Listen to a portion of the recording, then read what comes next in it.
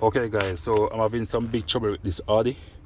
So it seems that the water coming from the back windshield and soak down in the car. So you can see right there on the floor there's a lot of water. So what happened, the water get under the mat and get to the module. So you can see right there there's a lot of water down there.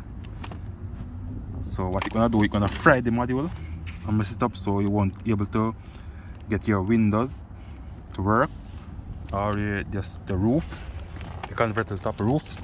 So what I'm going to do, I'm going to already disconnect the battery and I noticed. So what I'm going to do, I'm going to remove the module and open it up and see if I can get it dry, and hopefully nothing wrong with it.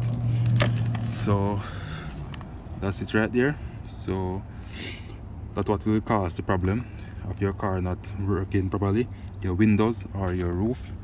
So thanks for watching.